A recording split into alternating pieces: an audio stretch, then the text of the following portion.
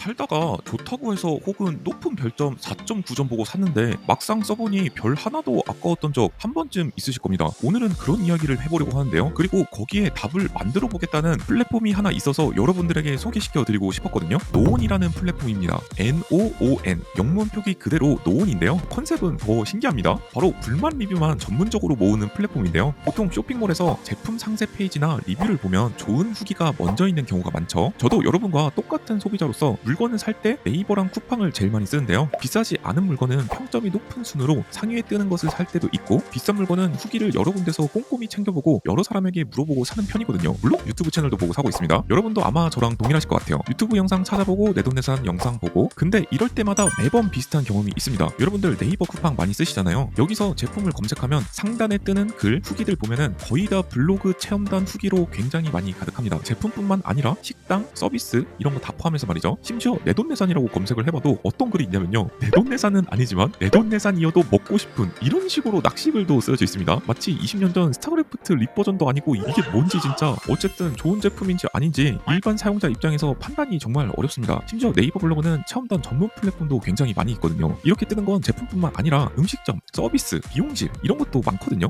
심지어 맛집 같은 경우는 더 많이 보이기도 하고요. 저도 옛날에 블로그로 체험단 몇 번 해봤었는데 여기에 글 포스팅을 작성하면 진짜 아주 사소한 단점도 검수하면서 다 빼달라고 하더라고요. 최근에는 쿠팡도 비슷합니다. 별점 5점에 칭찬 일색인 후기가 상단을 차지하고 있는데, 한마디로 플랫폼 체험단을 거친 후기가 굉장히 많아졌다고 볼 수 있어요. 실제 구매자들의 단점 후기를 보려면 정렬을 바꾸고 별점 낮은 순으로 직접 필터를 걸어야 하는 번거로움이 있어서 그런지 일반적으로 평점 한번 보고 판매량 보고 별 숫자 보고 구매하는 게 대부분이거든요. 사실 저도 매번 그랬습니다. 다른 이커머스도 사정은 비슷하거든요. 물론 여기에는 자본주의 시장 구조 논리상 충분히 이해가 가는 구조라고 볼 수 있어요. 문제는 여기서 두 가지로 정리가 되는데요. 첫째, 별점 위주 노출입니다. 5점이 위로 올라가고 1점은 잘 안 보이거나 필터 조회를 해야 되고요. 정작 도움이 되는 단점 후기가 이러한 이커머스 구조상 묻힐 수밖에 없는 구조입니다. 둘째, 단점을 쓰는 게 부담스럽긴 해요. 구체적으로 쓰면 명예훼손 소송이 들어오는 경우가 실제로 있습니다. 배달의 민족이나 쿠팡이츠 많이 시켜 드시잖아요. 거기에 1점 리뷰 한번 남겼다가 글이 블라인드 처리가 된다던가 삭제가 된다던가 아니면 명예훼손, 영업방해로 신고하겠다던가 그런 글 종종 보신 적 있으실 거예요. 제 채널에 오래된 구독자분들만 아실 것 같은데 저도 비슷한 경험이 실제로 있었습니다. 그래서 막 안 좋게 쓰다가도 법적 대응을 생각해서 별로였어요 정도에서 멈추시는 분들도 계시죠. 이렇게 된다면 다음 구매자가 그 한 줄로 얻는 정보는 거의 없을 것 같습니다. 이 두 가지가 해결되지 않으면 사실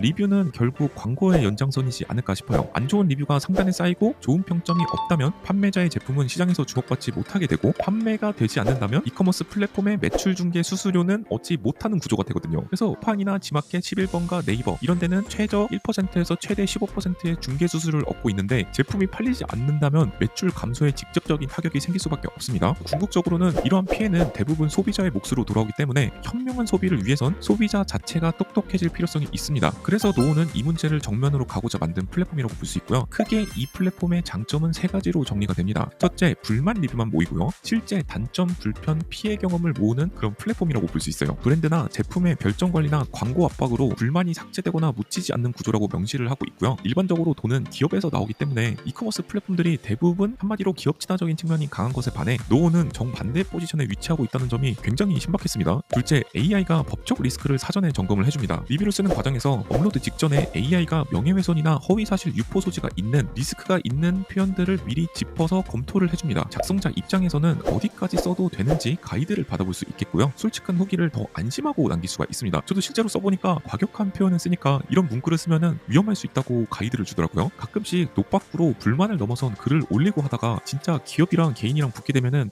이거 진짜 이길 수 없는 싸움이 시작되는 거거든요. 정말 골치 아파집니다. 한마디로 불만 경험을 겪은 소비자의 보호를 우선시하고 불만 피드백을 통해서 기업의 서비스 개선을 유도한다는 점이 이런 선순환 구조가 마음에 들었습니다. 셋째, 영수증 인증 기반인데요. 영수증을 첨부하여 AI 인식이 된다면 인증 마크가 붙은 게시글이 되고, 반대로 첨부를 안 해도 글 자체는 작성할 수 있습니다. 이게 단순한 익명 리뷰만 올리면 문제가 되는 게 이 사람이 경쟁업체의 관계자인지 아니면은 진짜 구매자인지 구별이 안 되거든요. 1차적으로 플랫폼 자체에서 필터링을 해주는 이점이 있다고 볼 수 있겠죠. 네이버의 영수증 리뷰와 유사한 개념이라고 보면 될 것 같습니다. 예전에 블로그 한참 열심히 할 때 제가 굉장히 재밌는 요청사항이 있었는데, 이커머스 플랫폼 특성상 실사용자 리뷰를 사람들이 참고해서 구매하는 경우가 많잖아요. 그래서 마케팅 대행사 요청사항 혹은 체험단 플랫폼에 들어가면 어떤 게 있냐면요. 우선 체험단 하는 사람 돈으로 제품을 먼저 구매합니다. 그리고 체험단 블로그 포스팅을 작성하고 여기에 추가로 판매 스토어에 5점 리뷰를 남기고 해당 글을 캡처해서 올리잖아요. 그러면은 페이백을 정산해주는 방식으로 진행되는 경우가 종종 있습니다. 또 버젓이 살아있는 방식이에요. 옛날에는 광고 표시법이 개정되기 전에는 이게 진짜인지 아닌지 블로그 글 맨 밑에 보면은 협찬 받았습니다 막 이렇게 되는 경우가 있었거든요. 근데 최근에는 이게 변경이 되어가지고 무조건 서두에 체험단인지 협찬인지 유료 광고인지 서두에 명시하도록 되어 있는데 스토어 판매 페이지에 있는 리뷰 탭에는 명시를 안 하고 있는 경우가 많습니다. 스토어 자체적인 리뷰 체험단이 아닌 경우라면 말이죠. 이러한 네이버 블로그 체험단 형태는 포스팅과 판매 리뷰 사이에 약간 애매모호한 부분이 있는 것 같아요. 한마디로 네이버 스토어 리뷰에서는 체험단 포스팅이라고 써져 있는 것을 거의 못 본 것 같거든요. 결론은 이런 플랫폼이 활성화되는 게 누구한테 이득이 될까요? 소비자 입장에서는 단순할 것 같아요. 다음 구매에서 같은 실수를 안 해도 됩니다. 사실 이러한 불만 부분은 장기적으로 봤을 때도 기업 입장에서도 이득이라고 생각합니다. 지금 기업들이 쿠팡, 네이버, 유튜브, 카페, 그리고 AS 고객센터 등 여러 가지 채널들을 통해서 VOC 고객들의 목소리를 받고 있거든요. 근데 작은 기업일수록 더더욱 흩어진 자기 제품 불만 사항들을 한 번에 모으기란 굉장히 어렵습니다. 그런 것들이 어느 정도 굵은 채널을 통해서 한 곳에 모이면 그걸 보고 통계 지표를 내가지고 개선이 가능해진다고 볼 수 있거든요. 근데 여기서 한 가지 말씀드리고 싶은 게 있습니다. 노오는 이제 막 시작한 신규 플랫폼이라는 거예요. 그래서 작성된 리뷰 수가 아직 많은 편은 아닙니다. 사실 좀 적다고 표현하는 게 맞는 것 같아요. 여타 커뮤니티가 그렇겠지만 이런 플랫폼은 결국에는 많은 사람들의 관심과 후기가 모여야지만 플랫폼으로서 자리를 잡는다고 볼 수 있거든요. 그래서 지금 시점에 의견 한 줄 남겨주시는 것 자체가 이런 선순환 구조를 만드는데 보탬이 되는 구조라고 볼 수 있어요. 여러분들과 함께하는 조별 과제라고 볼 수 있겠네요. 그런 의미에서 많은 관심과 리뷰가 필요한 시점이라고 보면 될 것 같습니다. 근데 그냥 작성하면 재미가 없으니까 이벤트가 있습니다. 끝까지 봐주세요.